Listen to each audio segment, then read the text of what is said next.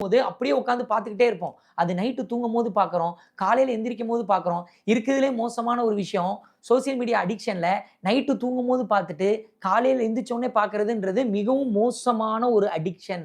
அது உங்களுடைய மனநிலையவே தலைகீழா மாத்தும்னு சொல்றாங்க. இந்த ரீல்ஸ வந்து அடிக்கடி பார்த்துட்டு இருக்கும்போது, இந்த டோப்பமைன் பஞ்சாயத்து ஏற்படும் அப்படின்றது நெறைய பேருக்கு தெரிஞ்சிருக்கும்.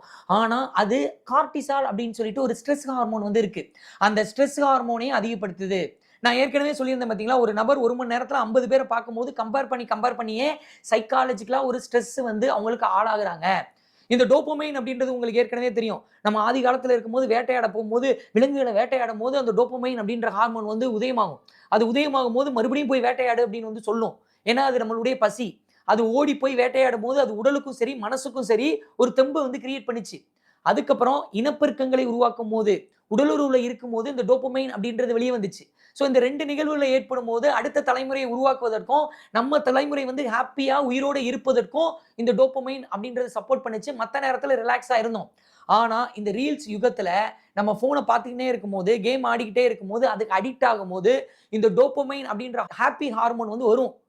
இது வரும்போது, அடுத்தவங்க பாராட்டும்போது, மிகப்பெரிய அளவுல வின் பண்ணும்போது வரக்கூடிய டோப்பமைன், நமக்கு ரீல்ஸ் பார்க்கும்போது வருது.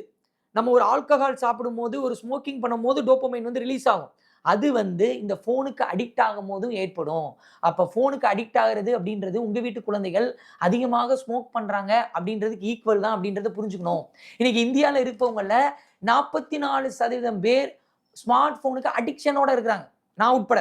இந்த ஸ்மார்ட் ஃபோனுக்கு அடிக்ஷன் அப்படின்றது வந்து பார்த்தீங்கன்னா, ஒரு நாளைக்கு 5 மணி நேரத்துக்கு மேல யாரெல்லாம் வந்து ஸ்மார்ட் ஃபோன பார்க்குறாங்களோ, இவங்கலாம் அடிக்ஷன் தான். இந்தியால அடிக்ஷன்ல நெறைய பேர் வந்து இருக்காங்க. இதனால என்ன ஆகும் அப்படின்னு சொல்லிட்டு பார்த்தீங்கன்னா, ஒரு சின்ன விஷயத்துக்கு கூட நம்மளால முடிவெடுக்க முடியாது. உதாரணத்துக்கு வந்து நீங்க ஓடிடில ஒரு படம் பார்க்கணும்னு நெனைக்கிறீங்க. இந்த படம் தான் பார்க்கணும் அப்படின்னு சொல்லிட்டு டிசைட் பண்ணிட்டு போறது வேற. ஆனா இன்னைக்கு என்ன ஆகுது அப்படின்னு சொல்லிட்டு பார்த்தீங்கன்னா, என்ன படம் பார்க்கிறதுன்னே தெரியாம அப்படியே ஸ்க்ரால் பண்ணி கடைசி படமே பார்க்க வேணாம் அப்படின்னு சொல்லிட்டு முடிவெடுக்கக்கூடியவங்க ஏகப்பட்ட பேர் இருக்காங்க.